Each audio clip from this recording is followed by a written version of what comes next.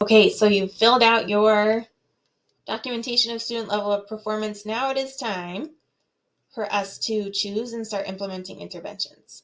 And I had said initially that reading and math were the areas that my student needs intervention, so I'm going to start my reading log here. Okay, so under reading, you have specific drop downs of areas that you can provide intervention. This student is having a problem with phonics.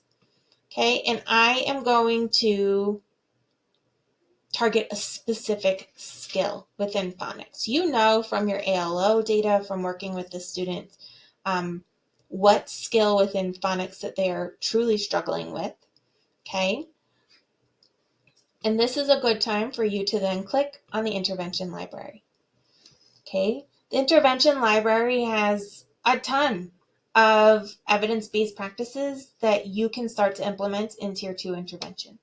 Okay, so if they're struggling in phonics, maybe they're having difficulty with their letters, maybe they're having difficulty with their blending, okay? So I'm going to choose letter cube blending, okay? I'm going to go back to reading, and I'm going to put blending, and then my baseline. This is going to be your data that lets you know that that student needs more intensive intervention, okay? So let's say they got one correct. You'll see that these numbers start to populate immediately, okay? Based on that, you want them to get at least 8 out of 10 words correct, okay? 80%. You're going to start to see that this starts to populate down here, okay? Okay? You have to have an intervention in Tier 2 that's aligned to a grade level standard, okay? So this is where you're going to type in, like it might be a reading foundation, grade 2, whatever, standard that you are going to work on here. And then for an intervention to be considered a true intervention, it has to occur at least 2 times per week. So you can put that it is, the student is going to meet 2 times weekly. Okay. Which means that you want this student in about 6 to 8 weeks, okay, to achieve 80% mastery of this skill from where they are currently. So you're going to look at your calendar and put a date. Weeks out from today is December 10th. Okay, and here is your SMART goal completed. You know what area you're targeting, you know what specific skill within that area, and you can even put in that you chose the letter cube blending intervention.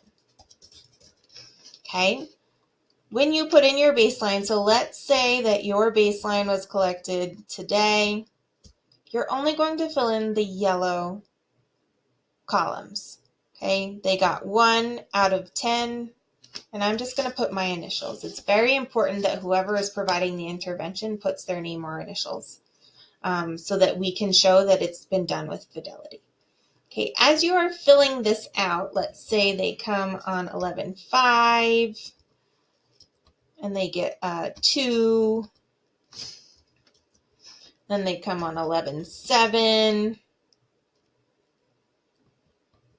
and they get a 2. Okay, you're going to see that your graph automatically starts to graph when you are looking at your intervention data as a teacher, is that this blue line is the trend line. Your student should be making progress with that trend line that's been set up, okay? If they are not, by week 3, you have to change your intervention. That's why week 3 is bolded. Okay, and this is where you're going to try a new intervention and make sure that it aligns again to all of these things, okay? Math is not going to be any different.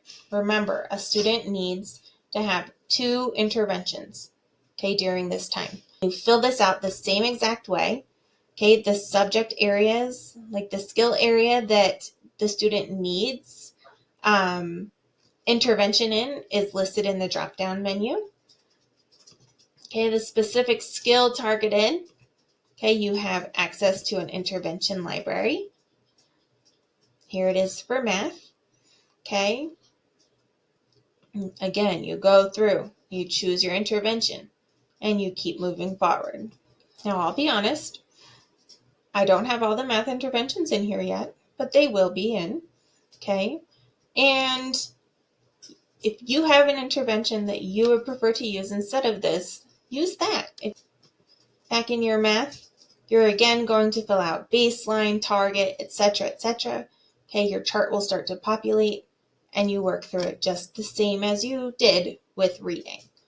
Writing, same situation. Social problems, behavior problems, same thing.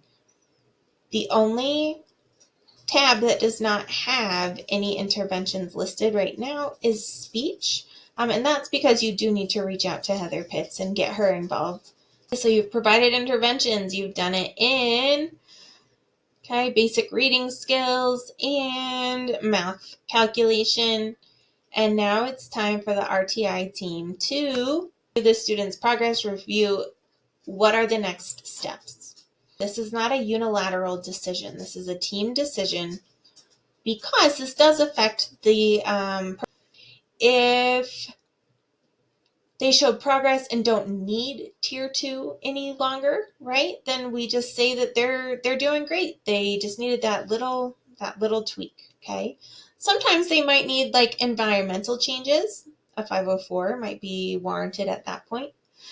And maybe they were showing progress, but their attendance dropped off or something like that, and they need to continue in tier 2. Okay, so those are all things that are reasonable outcomes of a tier 2 intervention. The student has shown that they've consistently failed the interventions. You've tried interventions and they're not showing progress in that or their general education curriculum. It is probably suspected that they may have a learning disability that is adversely affecting their access to the general education curriculum. And at that point, the team can decide that special education referral is necessary. It does not mean, though, that tier 2 interventions stop.